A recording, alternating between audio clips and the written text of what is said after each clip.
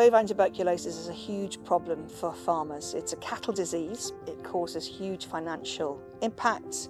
It causes enormous stress. And of course, it's a huge challenge for the coexistence of people and wildlife because badgers can play a role in helping to maintain the disease. Badgers can become infected with TB. They can pass that infection to cattle, and they can become infected by cattle.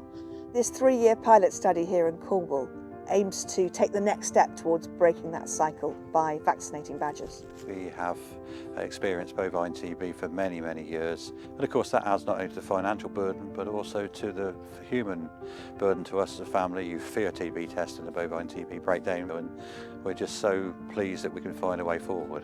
The wildlife and farming have got to go together. Healthy wildlife, healthy livestock. This project's farmer-led. This is led by the National Farmers Union and by local farmers who are doing all the capture of the badgers. We are helping to train them to do that. We're helping to train them to become vaccinators themselves. And then we're also doing some sampling of the badgers, which is a way of evaluating how well the vaccination is working.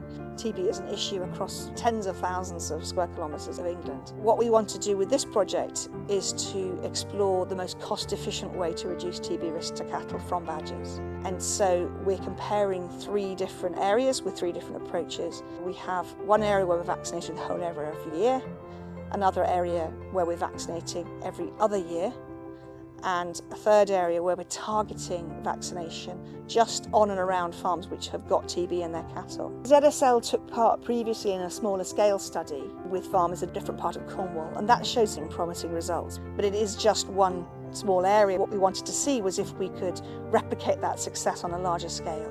When we started that project, about 16% of the badgers were testing positive for TB, and after 4 years of vaccination, none of them tested positive. Being involved with the project in its pilot form is very important, that we can show to fellow farmers that this is a key way of getting some serious results for science. And that's the way that both the NFU and ZSL project is designed. And I want to work as an ambassador to really help promote that message. What we're trying to do is using science, the process of learning, to gather the data together and get that shared experience and that shared understanding of the evidence as it emerges. By doing that, farmers and wildlife people will end with a shared understanding of what the evidence is and what's the best approach.